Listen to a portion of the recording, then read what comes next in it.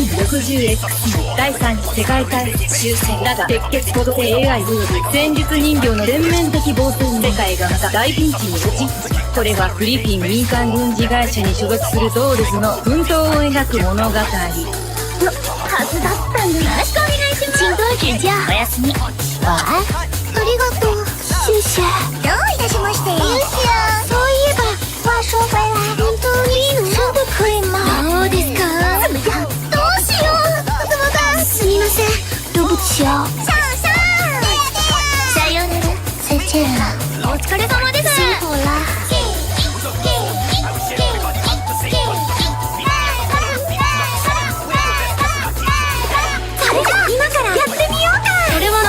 这是什么？何もないですね。什么东西都没有。見つけた。本当に楽しかった。真的很开心的。おり。谢谢灰姑。秘密兵器出動。綺麗だね。好漂亮啊。もちもちで滑るね。好きです。乾杯。我的技能准备好了。这是个什么？为什么变变这个最好玩的有比了喵。いじめたに好巧妙。経験還元飛行機。救世女的作戦。少々类似。但是之前从天来电，他被前上前线。それではここからが本題。有効で大好き。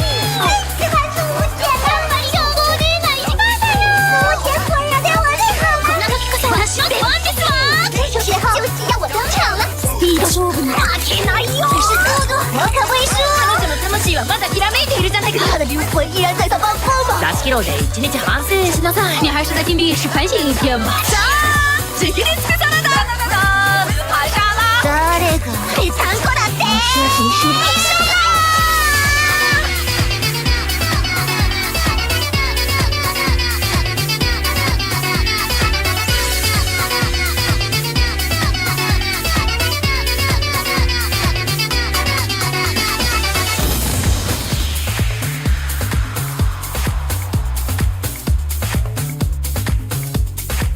それでは本日の番組はここまで。また見てくださいね。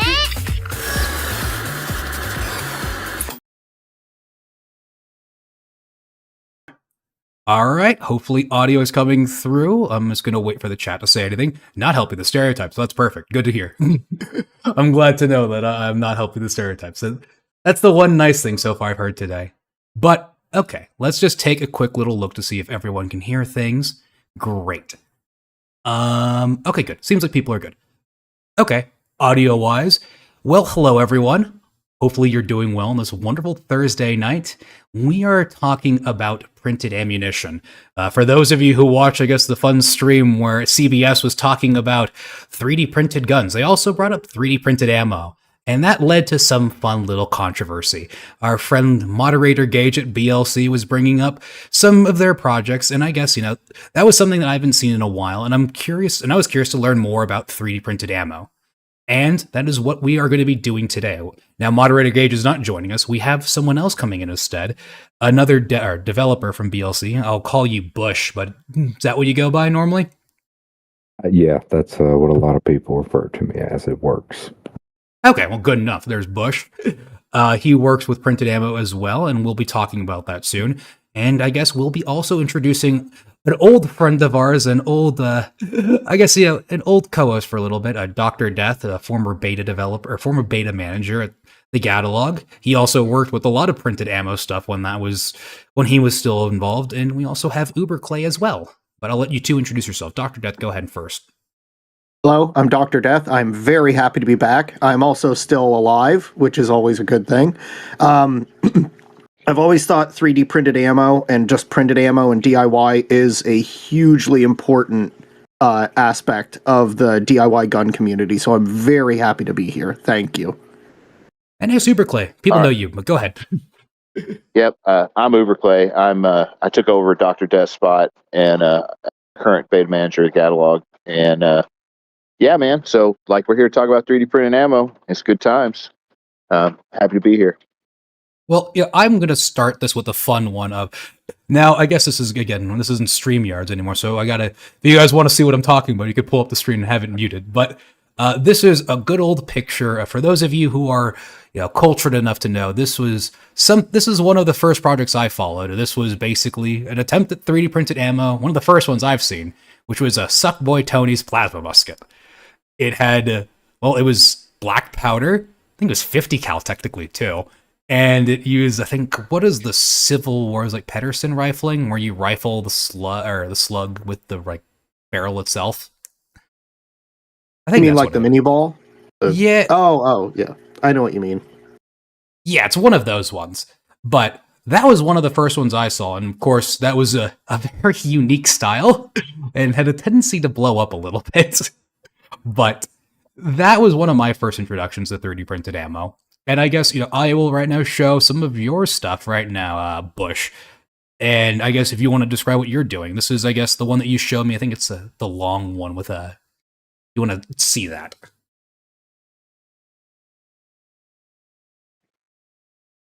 I have this pulled up.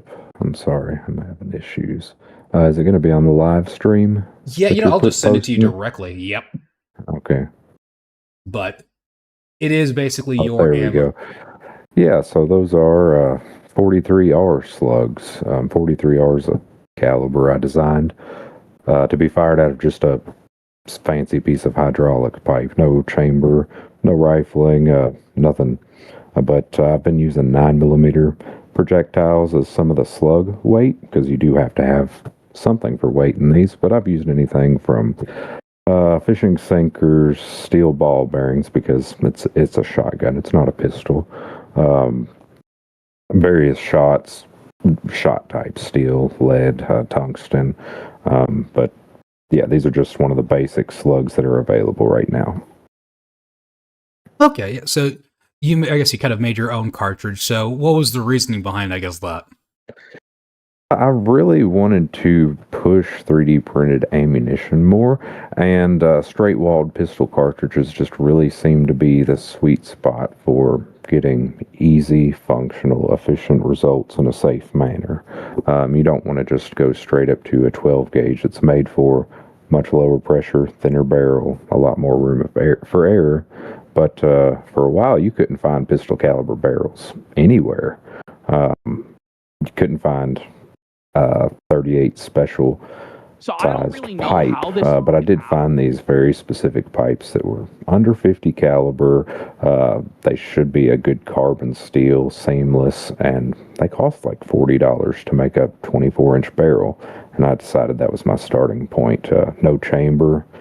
I didn't know if it would work out, and the lack of a chamber is pretty awesome because it means short ammo, long ammo. I've made them almost 10 inches long before just playing around, and it works.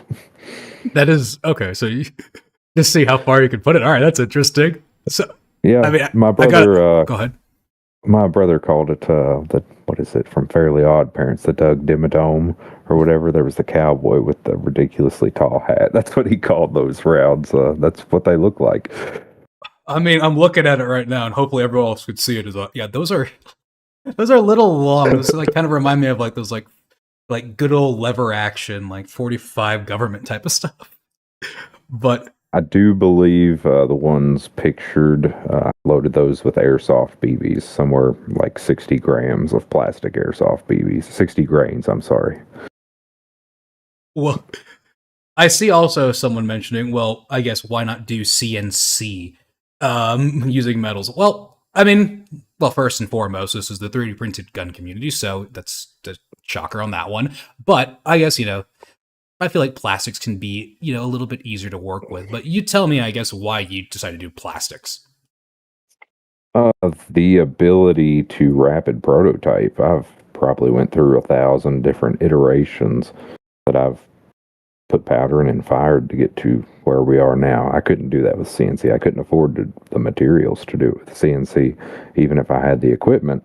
And then the time that goes into it. Plastic, we kind of had some proof of concept this can work, and we took it from there, and it ended up working so well that I'm, with an exception of one or two projects, not looking back at switching from this for my DIY ammo. Well, okay, I guess to bring into some of our, for our Gatalog former beta developers, I also kind of want to talk a little bit about some of the older projects we had as well. For, what is it? I think, well, one of the earlier ones, although I think This is the one that I can remember, at least the top of my head, is we did have a 12 gauge printed slug, who I think was made by Pemby, I'm pretty sure. The Kurt Cobain, or Kurt Cobain, my bad. Kurt Cobain. I'm not sure where that beta went. I think, well, it ended whenever Pemby almost blew up his hand, but... Yeah, that's what happened to that. I He mean, blames the shotgun. He says it was the shotgun's fault, so I am not going to judge. well, I want to say, what year was this? This was 2020... It'd have to be around 23. 2024. Yeah, somewhere in there. It's either late 2023 or early 2024. Yeah. And yeah. You want to talk about that one? Because I think you were still in charge around that time. Yeah, I was. So it was actually a pretty promising project. I always thought that shotgun ammunition especially would lend itself really well to 3D printing because, shotgun shells are made out of plastic. They really are pretty self-contained and the pressures are pretty low. Now with that one, it was just a fully printed hull.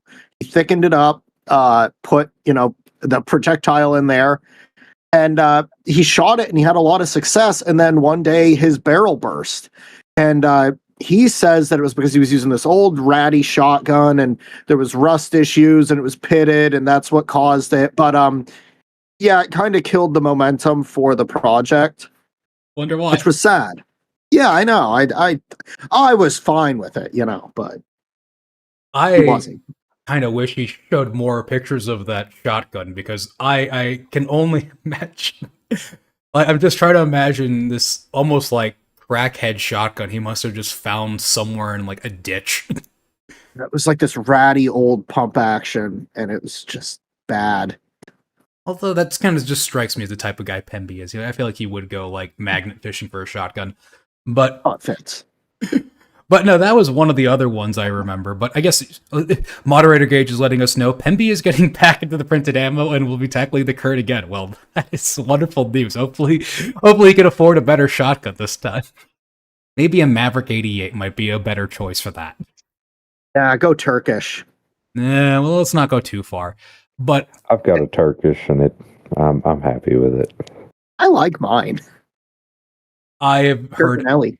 Nothing but horror stories with Turkish shotguns. But someday you'll get to shoot one. But I guess another one I will mention, and this was another one. This one starts to veer a little bit further from the printed ammo, but I guess you could say printed assisted, was this beta that was, I think, around 2023 as well, which was the Deep Penetrator that I believe was an attempt to make, I guess, armored-piercing ammunition with, I guess, a copper jacketed printer with the printer jacket. No, the jacket itself was printed, and there was a hardened copper penetrator, and it was designed to basically skirt around the laws of what you can and can't use for pistol ammunition. And it was legal, and it was great. It actually worked. You got insane velocities out of it because the bullet weight was so low and speed kills armor. But ultimately what happened was there were issues with jacket separation because you were putting a basically picture a 3D printed jacketed hollow point and then a sharpened copper rod down through the middle of it. And last I heard, the developer was still working on it, but I mean, life catches up to all of us. That's I had to step away, so I understand. But he did have serious success with greater penetration and reliability, and even feeding in semi-automatics, which I was very surprised about. But the whole issue was just in getting that printed jacket to adhere properly to the copper penetrator. Because that's the part that I would wonder too. I feel like it wouldn't. I mean, I'm not sure how hot it would. Like, I feel like it gets very hot. I wonder if it would melt at all for that, or and then going through barreling. Tremendous amounts of stress, when you're talking about PLA being fired out of a rifle or a pistol in this case. That's a lot of stress. That's a lot of heat, and you're really better have your layer lines down pat. Well, maybe he could anneal it too, or use I maybe mean, you could try. use some I feel like probably that's some something glass that filled people used to do nylon. a lot. People used to do print or annealing a lot back in the day, Yeah. but I think It kind people of then faded. people just started switching to glass fiber nylon and everything, which I still don't think would fix the problem. But hey, no, it's one of those things. For sure. Fiber. Yeah, and someone says it's like the dagger lookalike. Yes, I think that was kind of. I don't know anything about what's going on for that, and to avoid any sort of legal lawsuits about that, probably not. Who knows? But yeah, I mean, it is. I think a similar principle or a similar issue they both plan on tackling, nonetheless, is that yes, it does the same thing of, I guess, being legally allowed, and then also fun. But what were you going to say, Uberclay? I was just curious. I haven't heard anything out of the Dagny Dagger crowd in a minute. What's the latest on that? Anybody know? That is a fantastic question, and that is a fantastic question. I wish I had something to add to that. Besides, I think they still have a website with an email on it. I hadn't heard anything since there was drama on Twitter. That was the last I ever heard. Yeah, that's what I remember about them too. Was a really odd crash out about. Yeah, there was a crash out. There was definitely a crash out. I'm trying to. Was it something? Bad things. Yeah, I'm trying to remember. Did he was a libertarian that became too libertarian? That's not the point. It involved computer generation of things that was very bad. Yeah, okay. We don't need to go deeper into that one. But yes. Another one though, I was going to look at, although I don't have this one, and I believe you know a little bit more about this one, Uberclay, was specifically I remember it as the Wildcat cartridge.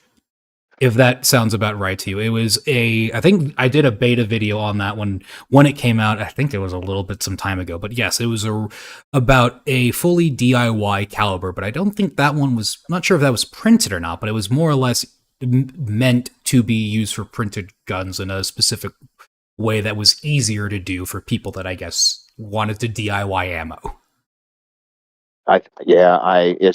It's funny. Part of me wants to say that was made out of a cut down 5.56 jacket, but maybe not. I racked my brain trying to figure out where that was going on, and I can't remember. It's been probably a year since we talked about that. Yeah, and those are some of the fun ones. A lot of the fun printed ammo stuff is just kind of gets lost with time, I feel. Go ahead. Not everybody's comfortable with working in that. So, I celebrate the Black Lotus guys because, and I'm sure they've got stuff that they probably could use extra help testing, but, not everybody's comfortable with shooting sketchy 3D printed guns that, is one thing. Loading up some homemade ammo is, it makes it a little bit more intense. So, I mean, I think a lot of it also is like a barrier to entry. One, you're getting into 3D printing and 3D printing guns. If you don't already reloading equipment and knowledge, or someone to ask who's okay with thinking outside of the box, because a lot of people that reload are going to be what we consider FUDs. We have a new generation of it because of current shortages, and I wouldn't say that they're more risky, but they're more willing to take calculated risks with some of these loads. And you can get on reloading forums and kind of see some of the new weird stuff people are doing, like the ultralight bullets that people wouldn't have considered 30 years ago. Right. Well, I mean, I think about it too. There's also like the cost of it as well, and then, I mean, yeah, for me, that's why I've kind of avoided ammunition or reloading specifically. Is there's just a huge barrier, and while I do want to play around with it more, there's also just that very high likelihood of I might just get too tired one day or have one too many beers, and I'm trying to load my powders and I accidentally double load or something, or I forget to load. I get squibs. One of the cool things about 3D printed ammo is that you have limited case capacity. Now that's bad for the sake of performance, but on a lot of my models that I've released and will be releasing, I kind of limit the case capacity to, well, if you're using the right powder, you're not going to burst your barrel, essentially. So I use that as almost a safety device. One of the next ones that I'll release, actually, you fill the case up with tight group, and it's only 3 grains or so, and you really can't get more energy dense than that unless you put flash powder in it or ramset blank powder. You're never going to blow the gun up. Well, that's a fun thing to bring up too, because I guess we could also talk about that one as well, of just also powder itself in a way of, I mean, that's its own rabbit hole, but for me, I guess we could talk a little bit more about the DIY powder's sake. Is that there have been a lot of attempts on trying to do full DIY powder. For those who've been around for a while, they might remember some of the ammunition guides. I think on the Gatalog there was a "What About Ammo" Part 2 that was more or less about finding or doing your own DIY ammo. And then we even have, I think, someone also, Albert 9x19, working on his own DIY smokeless powder. I've actually shot that one, and that one worked pretty well. But do you guys want to talk about that one? Yeah, I can start, and then Uberclay can take over. Albert's, I mean, it's tremendously important. He's doing a complete guide on how to make DIY smokeless powder out of common household chemicals. And for a lot of people, you might think, oh, well, that's not that big of a deal. But remember, just a few years ago, powder was pretty darn hard to get. And for some people in certain places, it's impossible to get over the counter. So a simple DIY smokeless powder recipe is going to just be huge. It's going to blow the lid off of pretty much anything. It's going to open up all sorts of different designs, and I'm very excited for it. Yeah, I don't have a ton to add to that. That's the crux of it. It's some really exciting work that it's kind of like rediscovering something that everybody used to know how to make. So that gives us the ability to be versatile and coming up with the raw materials. So it's good stuff. Well, it's a fun little chemistry experiment more than anything else. But yes, well, because I feel like for a lot of it during the pandemic, that was a bigger issue, was that not everyone had access to powder or anything else like that, really. Ammo was hard to come by. It was, people that try to reload or running out, or like powder was hard to find, and even primers as well. I think that was the other big one, was primers, which I guess we could also probably go into next. Is that, primer, it's one thing to have powder, it's another thing to actually be able to set off that powder, and that's where primers kind of fall into things. Yeah, primers were unobtainium for, I don't know, a couple of years, it felt like. I mean, it was a big deal. Well, I mean, I remember seeing back in the day, people were doing things like using cap gun blanks and then putting it with like aluminum foil, which works kind of in a way. I mean, I don't know how reliable I would use it or if I would trust it too much, but it can work. I actually have an idea about that we can get to another time, about how to make like a completely non-metallic pistol. Well, that's not the story for today. I said later, but I do have an idea. But Bush, I was going to bring up, I mean, you are personally using your own primers, right? Yes. I'm just using what you get at the store.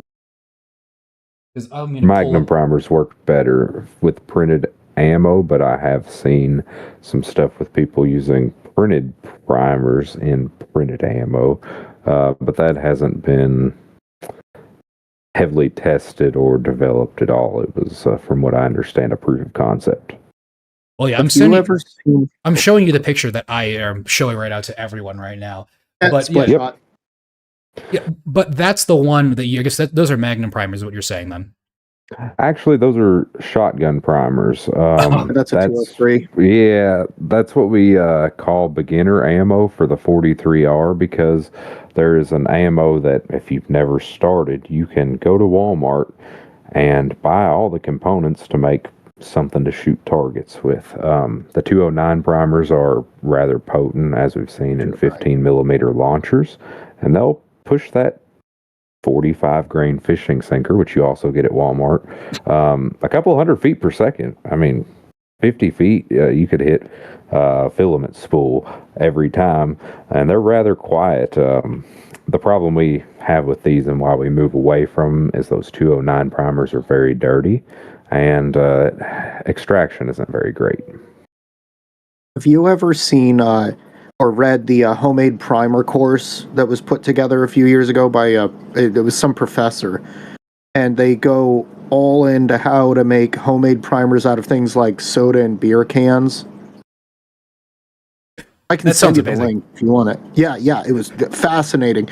They did like a homemade die, and they'd punch it out, and it started with percussion caps, which you can actually buy a percussion cap former on online that you just use tin cans for, or aluminum cans. But they took that idea, and then they actually made primers out of that, including a homemade anvil. Well, I was thinking of the old-fashioned way, which I will not be showing because I don't want to... Icarus over here doesn't want to fly too close to the sun, but the old-fashioned nail gun blanks, or nail gun, and ball bearings has been kind of around for, I would say, probably longer than all of this, actually. Is that one I want to say is one of the original DIY ammos, if you want to go about that. But I guess, it's kind of almost... I mean, to what I'm looking at here, almost like Bush. Have you ever considered doing something like that? Because if you're using fish line sinkers, you're almost a step away from the nail gun and ball bearing, except you're using actual fishing slugs. I don't know what we could do about accuracy out of a nail gun. Maybe someone might have some project down the road to convert a nail gun to a 22, like they do those airsoft pistols, but I just, I don't see myself getting into that. You enjoy your hands a little too much, I see. But I like taking risks, but I just don't think shooting that big old heavy crazy thing would be fun in any capacity. And I like high points, if that tells you anything. Well, I am kind of curious too. So looking at this picture, how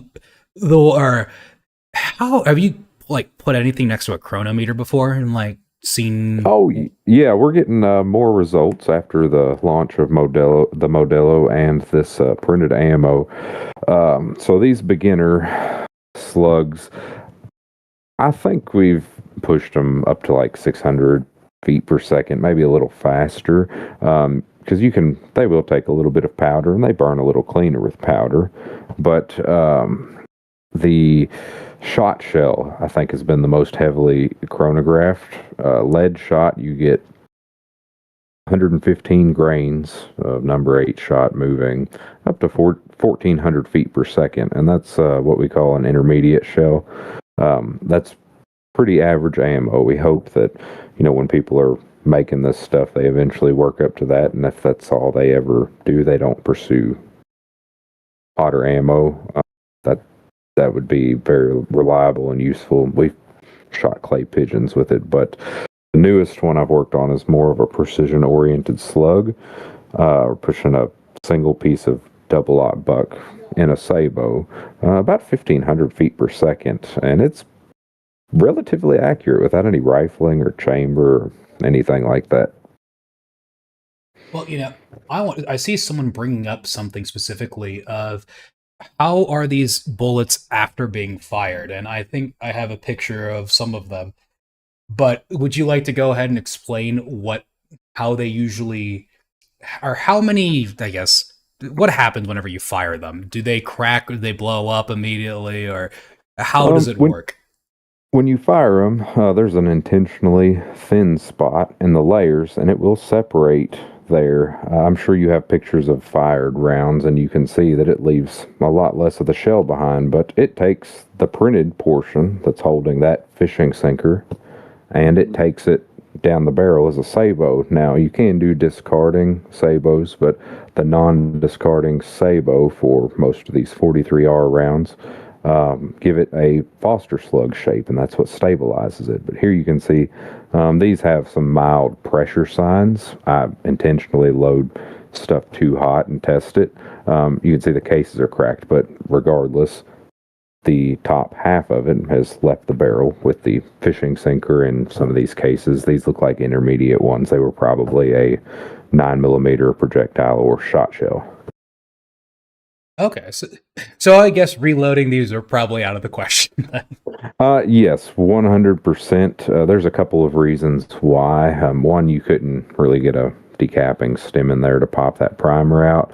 And two, it's printed in a monolithic fashion. Even the ones for factory calibers, like 38 Special, it fires and it breaks part of the shell away. It leaves the barrel and you're left with a remnants of a case that is essentially useless. Okay. And, I guess one of the other things, too, I don't have a picture of this one, sadly, but you were also telling me about printed primers as well. You also said that that's not what you do specifically, but you kind of have an understanding of how it works. Would you like to explain that a little bit?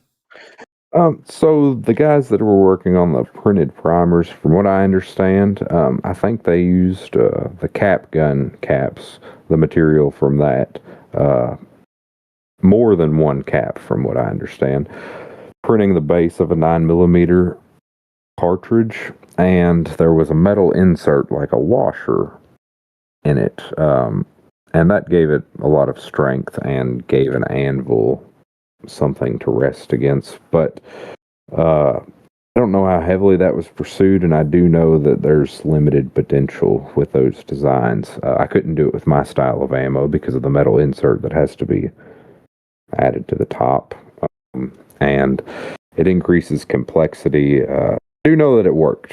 It worked. They got results that were considered, hey, getting shot by this is dangerous and threatening. The case didn't blow up. They were going off without multiple strikes. I don't know about reliability, but the concept is there. It can work. You still have to have some priming compound, whether it's homemade or cap guns, or I've heard of people using match heads. I'm not too sure what's required. You have to grind up part of the striker to its Armstrong mix. Yeah, I was about to say, I think you have to grind it up. You can't just use the normal. You can't just use a match. You have to No, you can't snip it. You need the red phosphorus off of the striker surface. So what you do is you scrape off all the match heads, and then you make a pile, and then you scrape off the striker surface, and you combine those. And if you get the proportions right, you can set it off by hitting it. My cousin almost went deaf because he made a huge pile and smacked it with a hammer. As the former chemist in me, I kind of found that fun. I think you can make white phosphorus out of it too, which is also another fun thing. But it's another story for another day. But so I guess you're saying those printed primers are a little bit different, and they wouldn't even work with your, I guess, printed ammo you have then as well. Not without any kind of modifications to the design to where it would be a completely different project. It's not going to be let's just CAD this up and make it happen. There are people that ask about it, but no one's serious about pushing this project any further. And the guys that were on it originally I don't know where they are. They're not in the gun CAD community anymore. Well, I do see something right now. There is a very good question that someone's asking, I guess. And it is sort of, I guess, are there advancements for a DIY primer? Or I guess DIY primers, I guess we kind of talked about that one a little bit. But also, or semi-automatic capable powder. So, I guess they're probably talking about just semi-automatic DIY ammo, more or less. I think go ahead, sorry. The smokeless powder you touched on previously, that's probably the biggest part of it if you're looking at making it completely DIY. A 1911 will run 45 ACP in black powder, but only for a magazine or two because it's just so nasty and dirty. So it is a pretty big thing to try to get that powder down if everyone wants to do DIY stuff. Huh. Yeah, to be honest, I'm the one I will admit for one thing is I am not good at what powders are important. I figured it's not just straight, here's gunpowder. I realized, there's also handgun gunpowder, and then there's rifle powder, which is not something you want to mix up, I guess. I am just a lonely child, or a small child, just buying my boxes at the store. Yeah, there's a lot of overlap, but for the semi-automatic, completely DIY, you'll have to have something similar to a pistol powder as far as burn rate. You can't just any smokeless powder. Let's find how much we need, and it'll work. Circling back, the semi-automatic 3D printed ammo that we've been working on have been modified Decker platforms, a couple of us, and FGCs, just because they're easy to reduce bolt mass and get something like a 9mm sized round, or I'm working with a 380 chamber in my Decker for printed ammo, just to get something in that form factor to work reliably in any gun. You know, it has to be something easy to modify, and those platforms are already tried and true.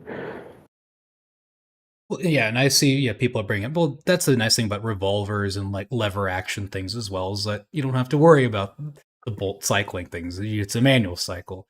But I guess that's kind of like the big thing as well, as having ammunition that I guess has enough force to also, reciprocate the bolt, push it back. So the big thing you just said, revolvers. Revolvers are a really, really good application for printed ammo. Have you seen a box of 38 special or 44 ammo yes. on a shelf at the store? Yes. They're $1 around sometimes, and most people just want to go in their backyard and target shoot or to the range.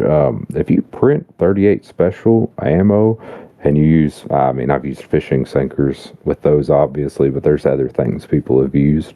You can make target ammo for, 20 feet, 21 feet, good enough to practice for less than $10 a box if you print it. And it's pretty reliable. I've probably fired over 1,000 rounds of printed 38 special in some capacity. Well, yeah, and I see someone else also asking this question, which is a good one too, is that how has been the accuracy out of these printed bullets, pretty much? So there were a couple of guys working with rifle rounds that got some pretty cool results at like 50 feet. It's what I'd expect out of just cheap surplus round, especially I think the 7.62 by 54R. I think that one was one that has been worked on that's about the most powerful 3D printed ammo I've ever seen, and it was accurate. My 43R, I don't have any pictures of the one I'm working on now, but it looks similar to what you've got up those with a fishing sinker, but it uses a piece of double-aught buck. It uses powder and a small pistol primer. At 100 feet, on a good day, I hit about a 4-inch circle with iron sights, which is, I thought I would have to go through many more iterations to get there, and I do think I can get a little better. But that was, that's hunting, small game hunting distance. That's a 50 grain projectile at 1,500 feet per second. It's kind of wild. It sounds just like a rifle, a small rifle shot.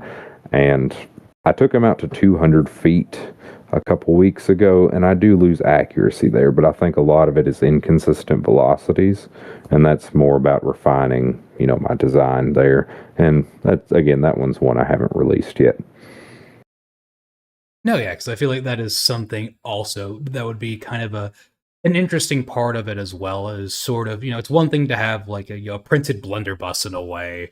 Or I think, another ammo I guess we haven't touched on yet is, the old-fashioned 37mm launcher thingies that people have been doing. Those, I guess you could also argue, are their own form of DIY ammo. I have done those. I wonder how accurate really... do you really... You don't really deal with accuracy. Yeah, like those aren't... I don't think the goals of those are if they're accurate or not, actually. No, they held together. They worked. So one thing that really surprised me, it's kind of in terms of accuracy, is the shot shell patterns. You get really good shot shell patterns out of smooth bores with these things, and I was blown away at how little work I had to put into it to consistently get, a pattern that would be repeatable from one round to the next every time. In that I can kind of imagine. I mean, so what powder again were you saying you're using again for these? So it depends. Tight group is the easy button for printed ammo. It ignites very easily. It doesn't require too much pressure to burn. It's generally used as a pistol powder, but it's intended to be a shotgun powder.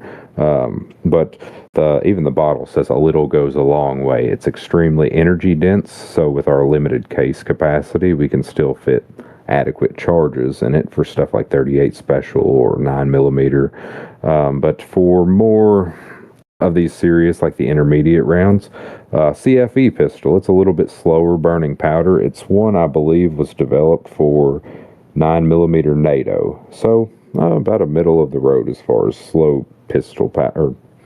Pistol powder is not too fast, not too slow, but it also performs well at low pressures.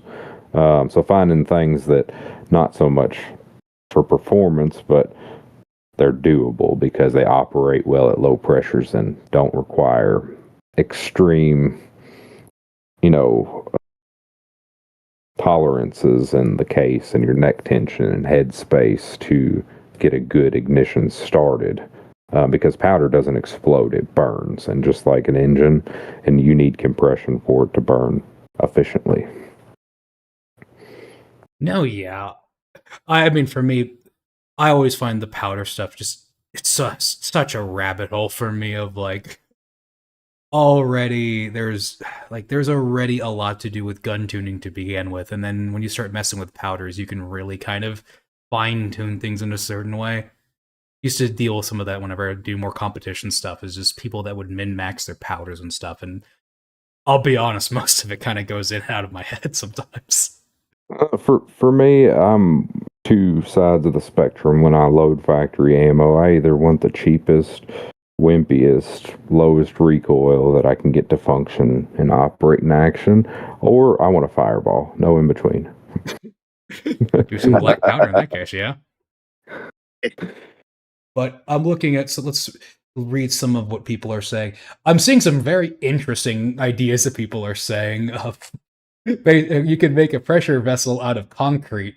So you could make a polymer concrete case. That is that might be a little too high level for my brain in that one. I'm not sure. I don't think that sounds work. like maybe a good project for a cannon. If somebody wanted to do a cannon, I wouldn't want to stand around it, but Yeah. a lot of people would say that about printed ammo too. So, hey, follow your dreams safely from a distance.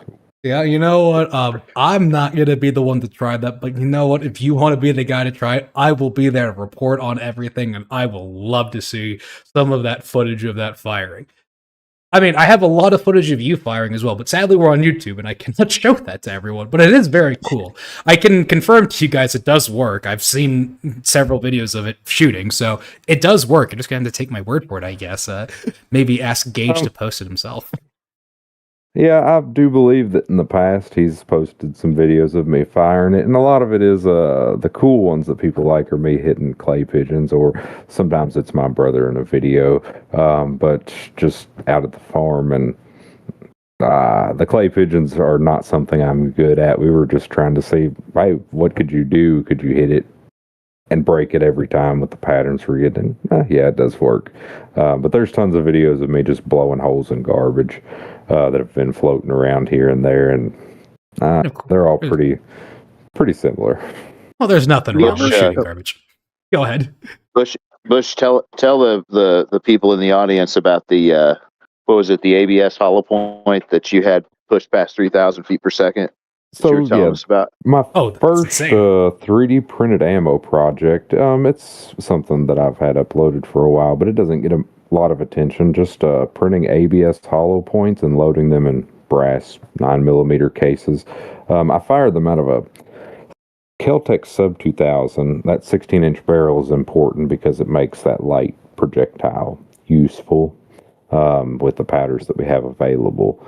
And yeah, over 3,000 feet per second. They come out to be about 14 grains, and they blow through a 2x4. It was a project I started. I'm like, I want to maybe set up a little indoor range and have a wimpy little something, even if it's a single shot. And then I broke the sound barrier and said, I need to go outside. And pushed it.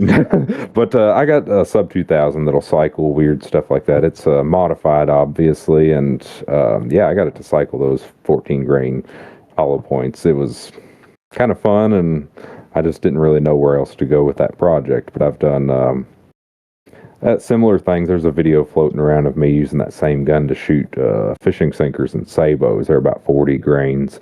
I didn't chronograph those. I don't have any results, but probably under 2,000 feet per second if I had to guess. They cycled at sub 2,000 great. Yeah, you could do some really interesting stuff with that, I think, if you ever, if you ever were to impregnate that hollow point with anything more substantial than ABS, that could really be interesting. So I thought about it. I could use a jacketed 223 bullet in there, no problem. But then I get into the cheap stuff. If I'm doing it, I just want it to be dirt cheap. And steel is about the cheapest thing. Yeah, I'm firing it out of a rifle, but it's intended to be a handgun cartridge. And I didn't really pursue that much. But if you look at the 9mm deep that's already been out for actually quite some time, they do that. It's almost like a hollow point with a weighted projectile anywhere from 22 to 30 caliber pushed in it. Right. Yeah, very cool, man. Really cool. I see also someone asking, this is more for you, Bush, where it says, have you tried printing, let me pull this up properly.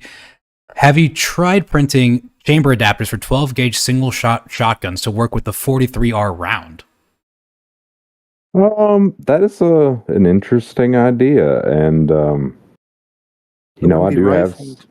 I do have some pieces of that pipe left over.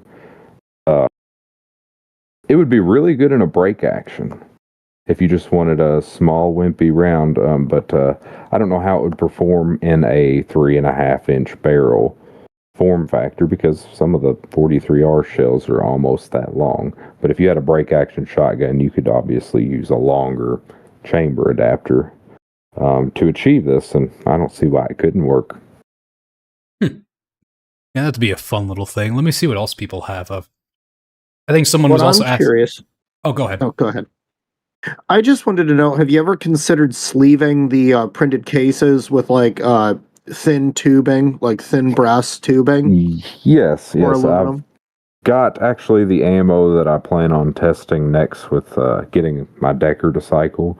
The big problem I have with reliability in the printed ones that I've gotten to cycle a couple of times is the cases don't hold up in that blowback action. It's moving backwards as you're still got pressure, and those chambers for the barrels, I'm using a burst of thunder barrel. They're sloppy chambers, especially towards the rear where you need to hold that force. So there's actually a really common copper tube size that the outside diameter is perfect. That'll be probably the route that I get DIY ammo to cycle in a semi-auto first. The earliest self-contained cartridges were copper, so that would be perfect. Yeah, it's still using like a printed insert inside of the copper. Yeah, but I think that would help. I mean, because you're effectively getting then the printing is doing the hard geometry when it comes to the cartridge. Like you're getting a spot for the primer, you're able to insert it into there, and it's kind of working off of each other's strengths. Yeah. A lot of people get too tied on wanting to print everything, but in 3/4 of an inch of thin copper pipe is really easy and cheap. Yes, exactly. Yeah, I mean, that's a big thing too. I'm also reading some of these. Someone asked, has anyone tried resin printing case? I answered that guy. Oh, you did? No, I don't think so. Okay, good. It's too brittle. Yeah, I'm like, I can answer that one, I think, easily too. But who knows? Maybe resin technology has gotten so much better. I don't think it has, but I'm going to pretend that it has. There's a handful of unusual materials that I didn't think would work with ammo that we've been trying that seem to kind of work pretty good. TPU being one of them. That's I was really just about awkward. to ask about that. Yeah, that's really awkward. But another guy trying to do semi-automatic ammo in a different fashion, a different approach. He's probably had more successful cycling than me. Yeah, he's really impressed me with some TPU cases. We kind of bounce ideas off of each other all the time, and that one threw me for a loop. I couldn't believe that it worked well in the way that it did. I'm trying to imagine it like kind of expanding like brass, but The layer adhesion is superior. I guess you're right on that too. That is. I wonder how extraction must work for that too. I feel like TPU might get stuck a little bit. I do believe that was some of his problem. I can't recall exactly. It's been a while since I've seen him mess with that, but it's something that could be a viable option, especially like if you're talking a hard TPU and a 37 millimeter. That might be something to look into. I don't know. I haven't done 37 millimeter stuff, but it looks pretty tolerant to changes.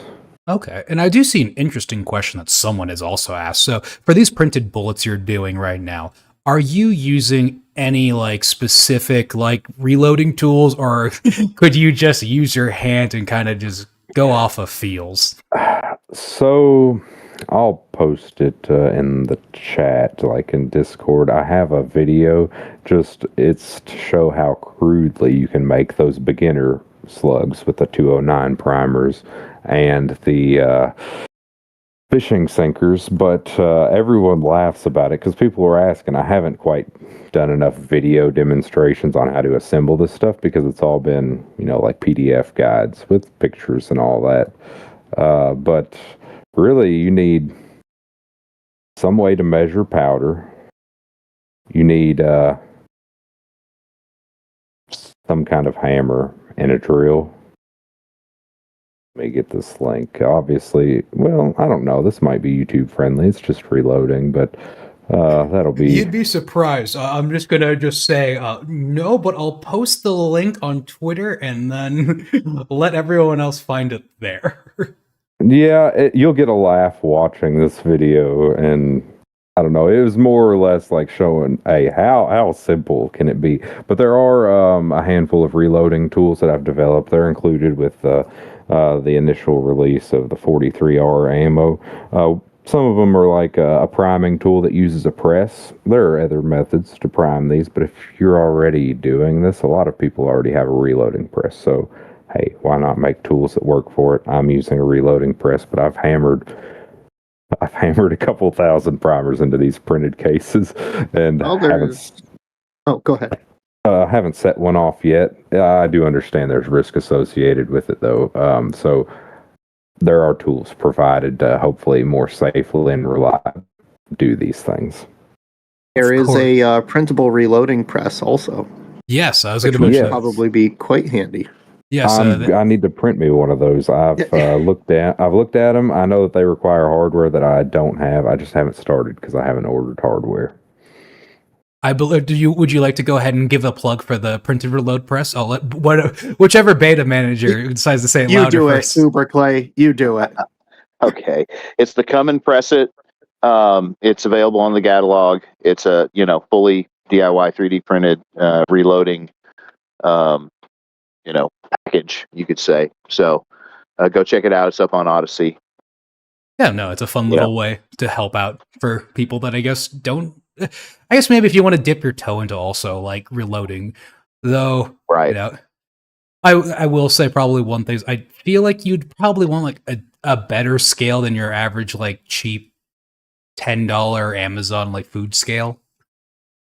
Or could you just go ahead and just like kind of wing it with some estimation values?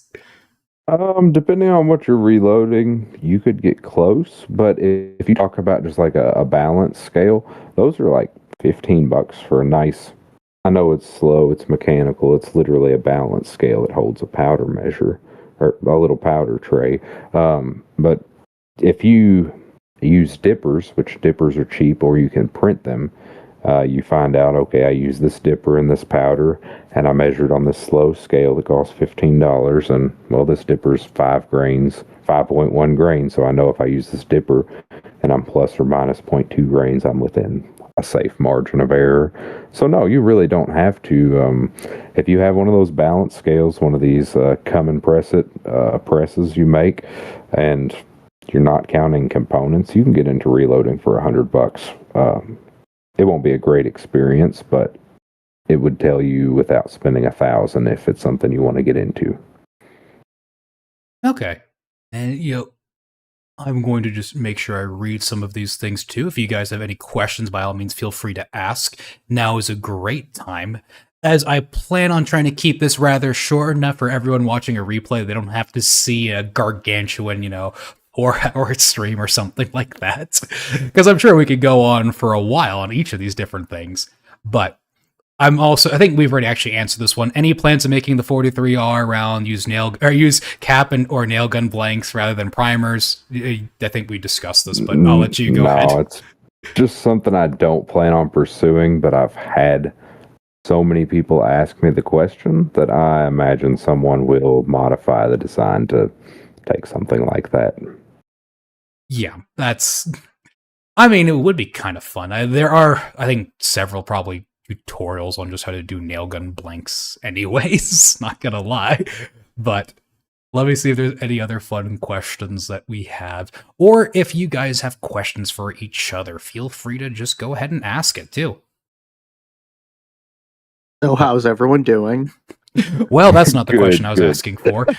So at the Gatalog, what are things that you guys need help with to get more 3D printed ammo projects going? Well, that's a good question. I mean, we have kind of a what about ammo V3 that is we could use some people doing some more testing and some participation in the DIY smokeless powder realm.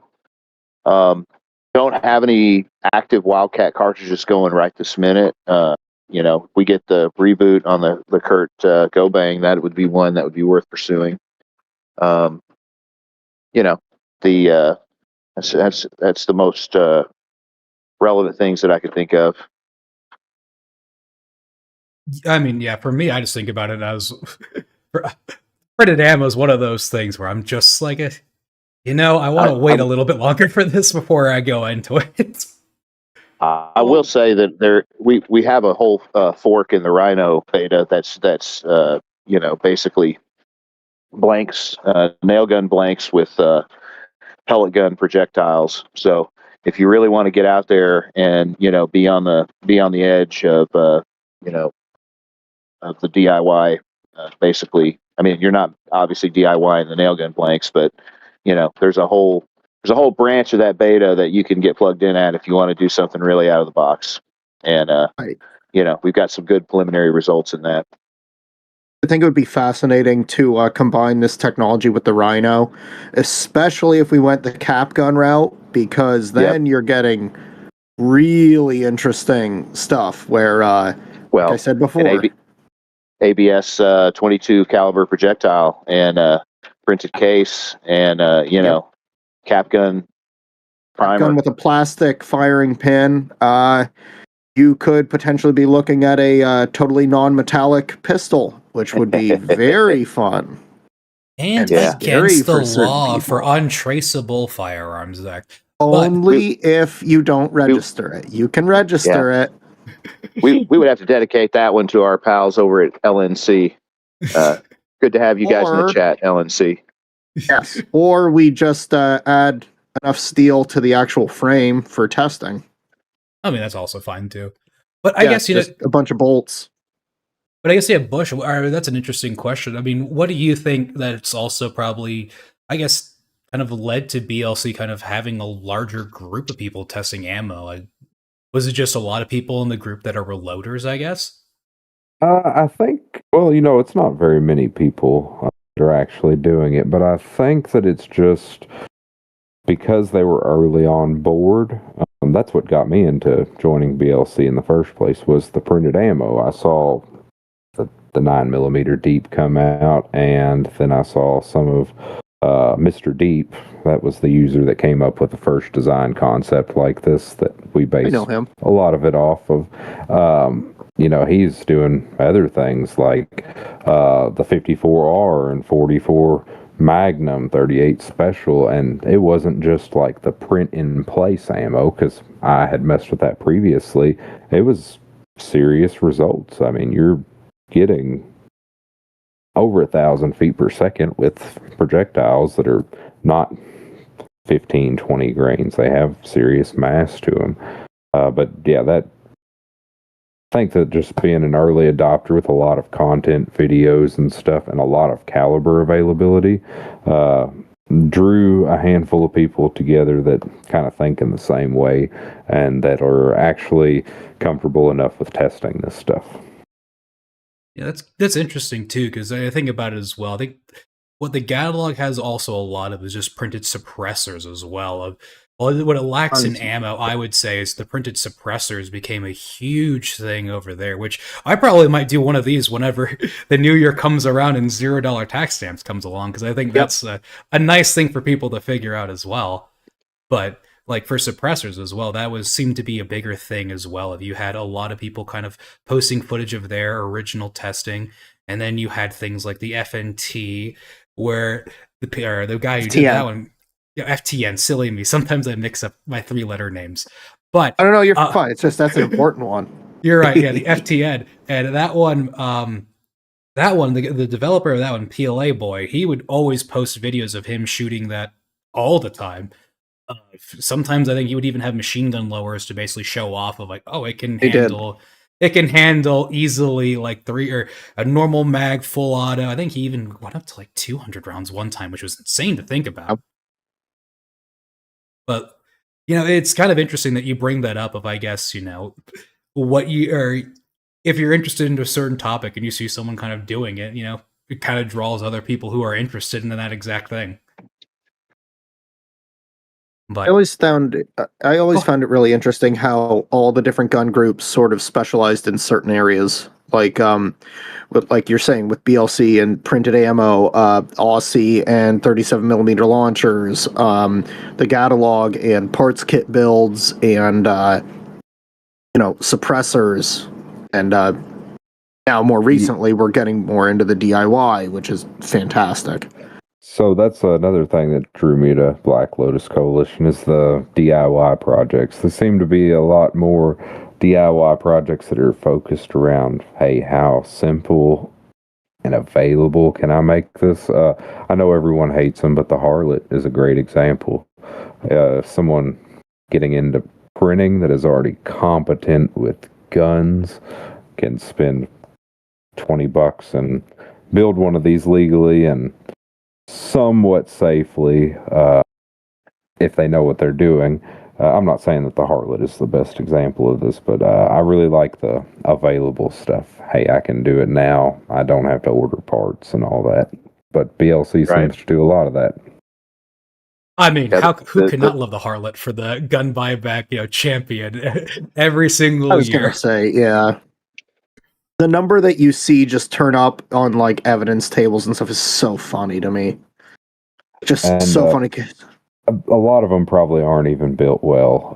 No. Ones that you see on the evidence table. No, it's not an easy not. gun to build well. It's an easy gun to build, but not an easy one to build well. Oh, I have seen buybacks where I may have participated. I'm not going to say anything, but I know there are people that have gone with me who have literally done 15% in Harlots. And, it's not like the police are going to like test fire them. I mean, if they want to, go ahead. I'm not going to be near that. But it'll be pretty funny. But, ammo, those gift cards, those $50 gift cards are $50 gift cards, my friends. But what a shame, though. Too bad all of them have now made like clauses for printed guns, nonetheless. But No, yeah. I mean, that's one of the other things too. I will say the Decker was a really interesting one. The Rogue, there's been like a lot of developments with like, I guess, DIY stuff. I want to say, I think it was the Rogue 9, which was kind of one of my favorite ones, but also one of the hardest ones to do. Where it's a little bit more complicated than your typical, I guess, the Decker in particular, or even the FGC 9. Yeah. And then, yeah, when I saw the Decker, I was like, this is actually really cool. And I've been meaning, once I had the more time, I would probably try to build it, I guess. And then I just have to buy, it was a 38. All I have to tell you, Ag. All I have to tell you is, Ag. Anything you want to build, do it before you have kids. Do it, especially before you have multiple kids, because I've been trying to build a high point for the last week. Wow. Well, shocker how priorities change sometimes in those situations.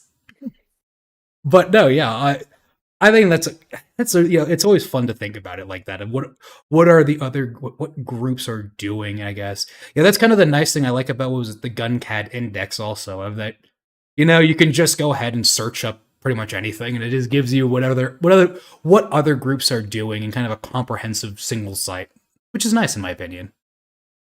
I'll shout that out whenever I can. The GunCat Index, I think, is a cool thing. But I do too.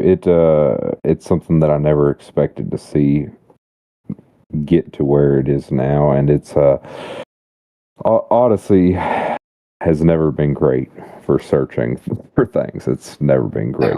Oh, it's horrendous. It's the only traffic you get to Odyssey is whenever you post that link directly, or you have another website that links to the Odyssey link. It's not searching it ever.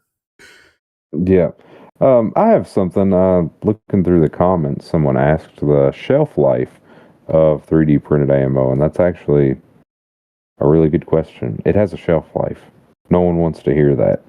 I'm trying to figure out a good way to gauge shelf life in average environments, but probably if you leave it inside, climate controlled, a year or two.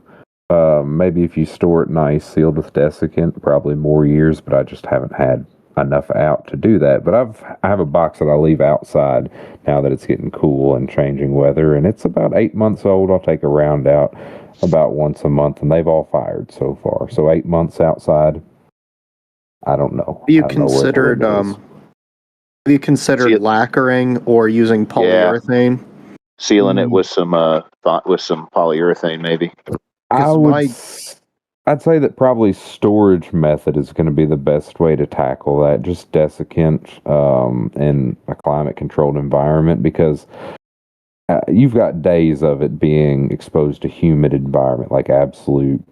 Like mine's literally outside. It gets rained on in the box. The box isn't sealed, but no moisture gets inside of it. But you have days of it getting wet from humidity before it. I'm just wondering if you tried that, if that would be the deciding factor, because it's just something to seal it a little bit more. I mean, I don't know. You know more than I do, but there's probably something out there that would work. I'd say I haven't pursued it because I don't want anything like gumming my barrel up, or the variable of the lacquer, say you did it on the interior of the case, affecting the powder chemically, because I'm not a chemist. I wouldn't know what's going to affect things, and I haven't had enough time to actually test it.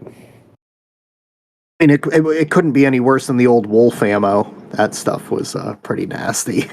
I don't know if anyone else ever shot that stuff, but I'm not pushing back on you. I'm saying, like, I'm more or less just making a joke. Oh yeah. The anything steel case. I mean, I'll fire this plastic ammo out of my guns any day of the week, but steel case stuff makes me kind of. No, I'll stay away from it. I've had bad experiences. Some of it's a little rough.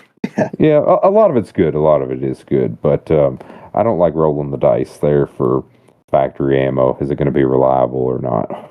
Well, I can give you this one easily. This is my special test. If it is a Winchester brown box steel case ammo, it is great for malfunction training, never for anything useful.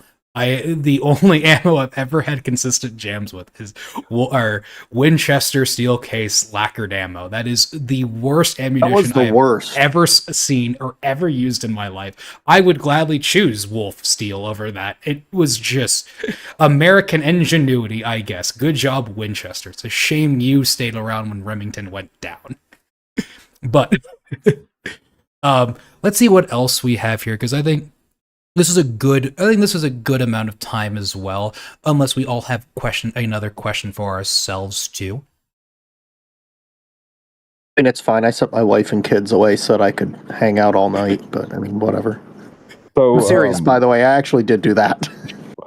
What kind of printed ammo for something DIY nature like the 43R caliber would you like to see developed? Because things that I've been working on for the next, I guess, batch of releases are increased payload for like steel shot, because steel shot works pretty good. I like 17 caliber BBs and those. The precision slugs, like I told you, with the double-aught buck, and signals. I've got signal rounds for these 43R that have been working pretty cool, but I'm always open to ideas of, hey, what do people think will be cool as far as loads?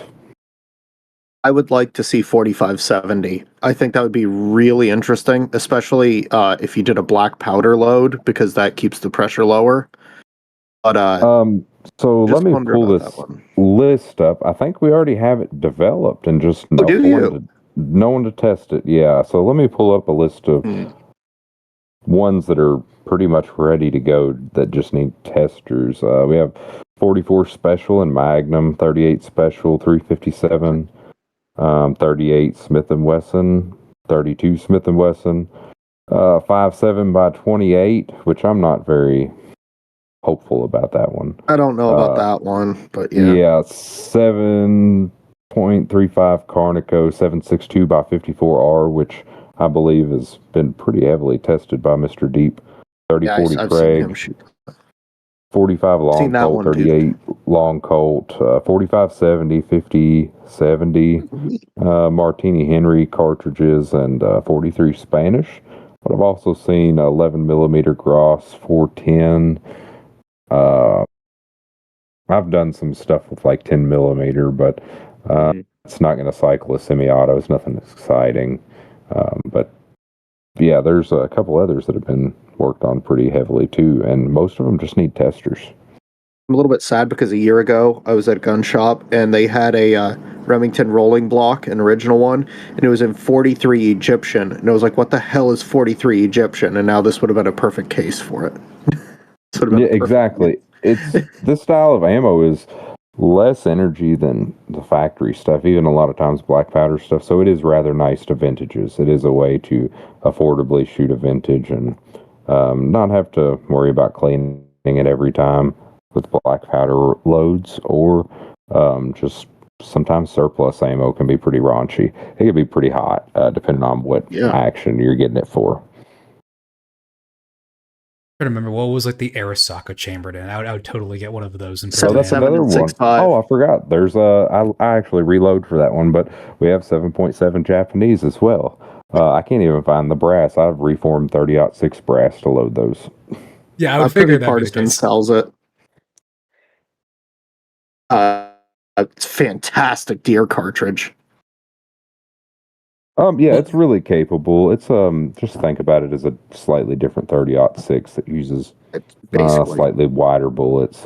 It's boring, but the gun is fun to shoot. Yeah, no, and I'm seeing some people right now also talking about what they want. Yeah, someone said 450 Bushmaster subsonic. That'd be an interesting. Okay. that would be a great application. It's straight walled, easy to print.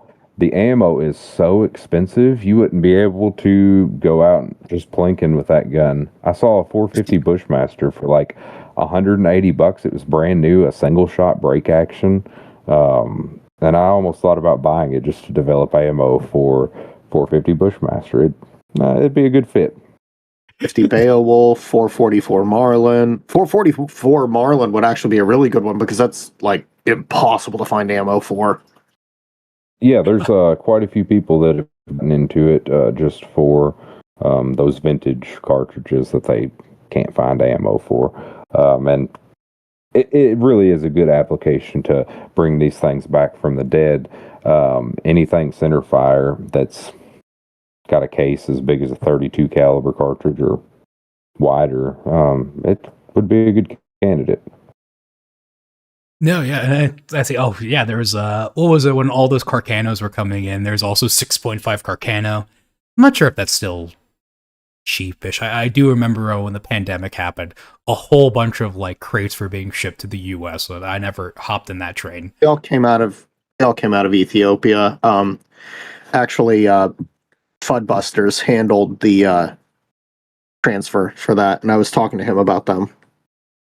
Pretty interesting. Yeah, one of the rounds available is, I believe, let me see, 7.35 Carcano. That's just one that I think Mr. Deep tested a while back, but it never got any more attention after he left. Yeah, and let's see what else we have. Any cowboy loads? I mean, yeah. I don't have too many lever actions, so I think 45 long Colt's a cowboy round, I would say, but... Yeah, 38 special could be a cowboy round, even if you're looking at it that way. And usually when people talk about cowboy loads, they mean like the wimpiest version of that. So 38 special cowboy loads are sometimes black powder, or, I mean, they're going to be 380 levels of energy or less sometimes. But that's a good fit for a lot of these printed calibers.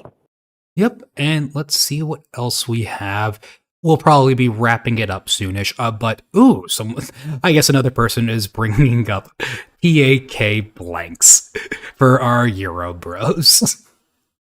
I actually have little to zero experience with 9mm PAK blanks. Fun. I'm guessing they are like normal 9mm shape-ish, but they're about the size of a 380. Yeah, they're the like brass a 380, really like similar. a 9 short.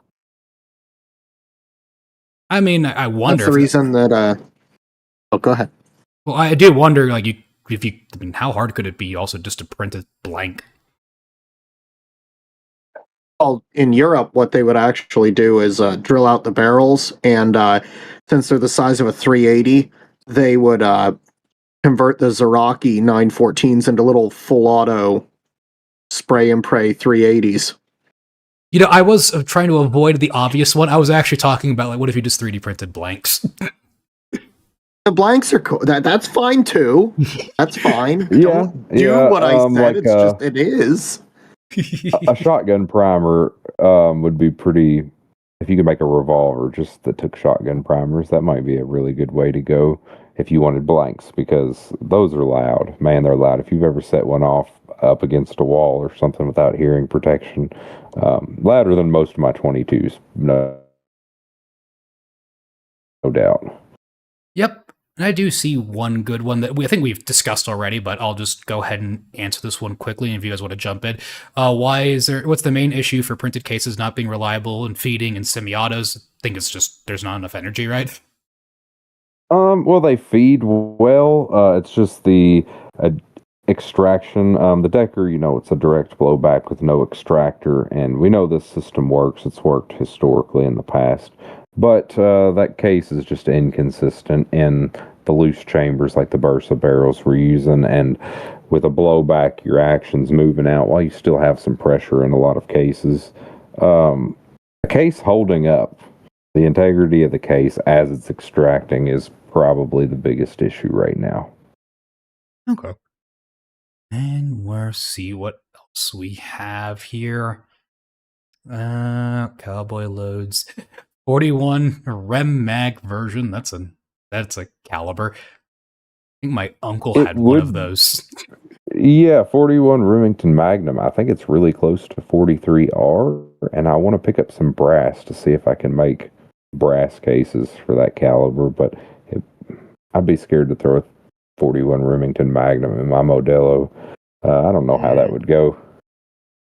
No, and I see a cool, interesting, I guess, concept is, or is it not feasible to make or work something hybrid that is parts printed and with some DIY metal sleeving for consistency? Eh, Well, yeah, that's kind of what we talked about previously. Yeah, I was going to say, I thought we discussed that. yeah, so I guess you could kind of scroll back for that one. But I mean, yeah, that's sort of, I guess, what we were talking about. I think it is something that could be done, I guess. It's just one of those harder things. Yeah, it's something I'll be pursuing. I just time to fit these projects in. Yep. And I do see one that I think is a fun one of, what about 50 BMG? Well, that's an interesting idea. I wonder how If light you of a wanted powder to could you shoot get? 50 BMG and like you didn't have a mile behind you for the sake of safety, then yeah, you could probably print some wimpy, obviously, 50 BMG. I'm not going to call it 50 BMG ammo. We'll say ammo that fits in a 50 BMG chamber. And maybe get like a pretty good pistol levels of energy as far as results and be able to hit targets in maybe 100 feet. That wouldn't be an unreasonable thing to think. But no, you're not making 50 BMG. I'm just like... Someone should Wildcat 50 BMG and neck it down to 223 and just, see what happens. Hey, it would be an interesting way of looking at it. I'd love to see the videos of that. Specifically, maybe Burn stream out a it. barrel in like 5 shots. Yeah. She can projectile going Mach 7. Nice. Yeah. I'm just remembering, who was it? Kentucky Ballistics, the guy that was shooting the sabotage Sabo round or something. It still makes me never want to buy an RN50 though. That scared me. That's whatever I think about, like fun ammo loads and stuff. But I guess I think that's a good stopping point for everything. I guess thank you for everyone that showed up. I'll allow you guys to go ahead and say your little conclusions and how you want. I guess what you want to say finally, and then I guess we can call it there. So I guess Bush, I'll let you start with you. Yeah. So this 3D printed ammo stuff is probably going to be more popular, and there's a lot of it already ready to go. Just really need verifying. Anyone that wants to kind of contribute to this, we could always use testers. You can look up ways to get into our space as far as testing, and it's not as big of a barrier as most people think it is. We try to make this stuff designed to be simple. If you're interested, come see us. And that's really all I got to say. All right. Dr. Death, go ahead. Thank you so much for having me on. I had a great time. I'd be happy to come on any other time. I think this technology is incredibly exciting. I think it's a huge area of advancement when it comes to universal armament and just the average person's ability to become armed. And it even has practical applications, like you said, for practice or plinking with obscure rounds. I had a great time. Thank you. All right, Uberclay. Well, you heard it here first, folks. If you want to help test some 3D printed ammo, get with Gage and they'll get you plugged in. And if you want to come mess around with some DIY smokeless powder, hit me up on Rocket Chat. We'll get you set. So Thanks for having me, AG, and a great time tonight. No, yeah, and I also want to say I do have Gage's, I think, Twitter account locked in there. So if you want to go bother him in DMs of how to join BLC, that's how you can do it. But no, yes, I'm very thankful for everyone that showed up. I think this was hopefully useful for everyone that was watching.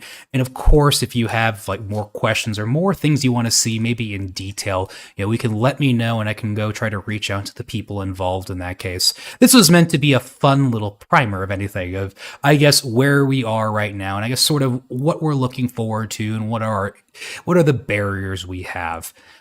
I probably plan on doing something like this with suppressors in like the near future, I would say, just because seems like, a good timing with everything. But of course, yes. I'm very grateful for everyone that showed up and our wonderful guests, and I hope you all have a wonderful night.